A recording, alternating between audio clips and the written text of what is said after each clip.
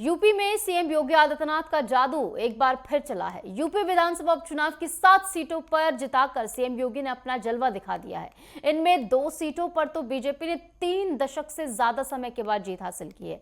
लोकसभा चुनाव में अपेक्षित परिणाम नहीं मिलने पर बीजेपी के लिए उपचुनाव में जीत हासिल करना बहुत ज्यादा अहमियत रखता था। मोदी योगी के प्रयासों से बीजेपी की जीत की बयार चली और समाजवादी पार्टी के कोर वोट भी इसके चलते खिसक गए हैं। यही नहीं, महाराष्ट्र में महायुति की प्रचंड जीत का श्रेय भी सीएम योगी आदित्यनाथ को दिया जा रहा है। माना जा रहा है कि सीएम योगी ने यूपी शासन के मॉडल और बटेंगे तो कटेंगे नारे से देश के लोगों को प्रभावित किया और इसका असर चारों ओर भी देखने को मिला है। देखिए हमारी खास रिपोर्ट।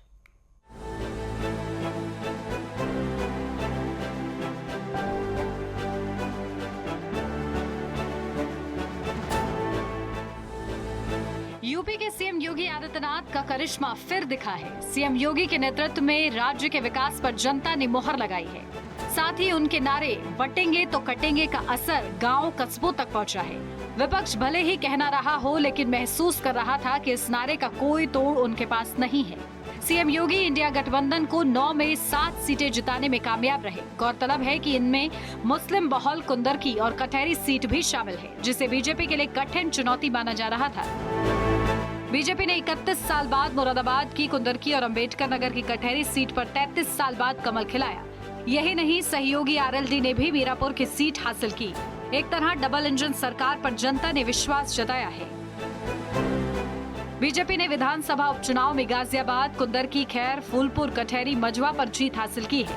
मीरापुर की सीट आरएलडी के खाते में गई है। यूपी के सीएम योगी आदित्यनाथ ने चुनाव प्रचार में जहां यूपी में विकास और कानून का शासन के तौर पर लोगों से वोट मांगे, तो वहीं बटोगे तो कटोगे नारे को भी लहराया।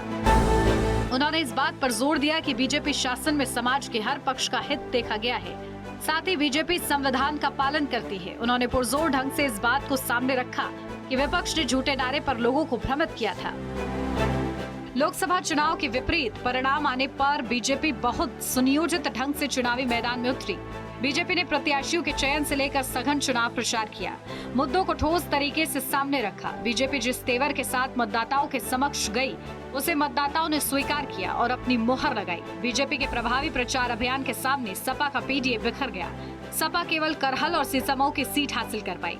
हालांकि सपा ने भी अपने पुराने नारों के साथ जोरदार प्रचार किया था, जबकि बसपा एक बार फिर मतदाताओं का विश्वास जीतने में असफल रही। कांग्रेस इस चुनाव से पूरी तरह बाहर थी।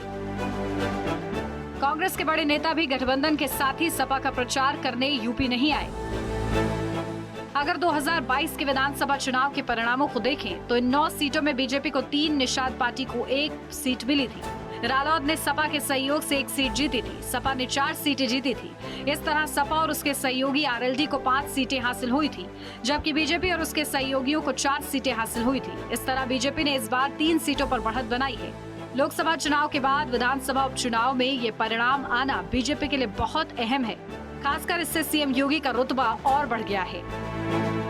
केवल यूपी के चुनाव परिणाम के लिहाज से ही नहीं, हरियाणा के बाद महाराष्ट्र में भी जिस तरह महायुति ने प्रचंड बहुमत हासिल की, उसके बाद सीएम योगी का भी जैसे कठिन माने जाने वाली सीटों को भी सपा से छीन लेना भी महत्वपूर्ण रहा। यूपी की जनता ने योगी शासन पर मोहर लगाई है। साथ ही सीएम योगी के करिश्मे के साथ साथ बटेंगे तो कटेंगे नारे की भी गूंज गांव-गांव पहुंची है। महाराष्ट्र में महायुति गठबंधन के प्रचंड बहुमत के पीछे सीएम योगी की रैली, रोड शो को भी श्रेय दिया गया है। उनकी सभाओं में महाराष्ट्र की जनता उमड़ी। उनके नारे पर महाराष्ट्र के चप्पे चप्पे पर चर्चा हुई। 288 सीटों वाले महाराष्ट्र में महायुति को 233 सीटें हासिल हुई है। राजस्थान, असम, उत्तराखंड, बिहार में एनडीए को शानदार सफलता मिली है। माना गया है कि सीएम योगी का प्रभाव हर जगह फैला है। उनकी बातें गौर से सुनी गई है। झारखंड, बंगाल में जरूर बीजेपी को एक बड़े सहयोगी की दरकार रही है, लेकिन इन चुनावों में एनडीए बहुत मजबूत होकर सामने आई है।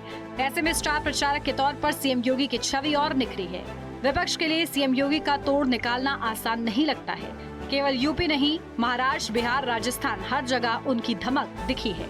Bureau report, network 10।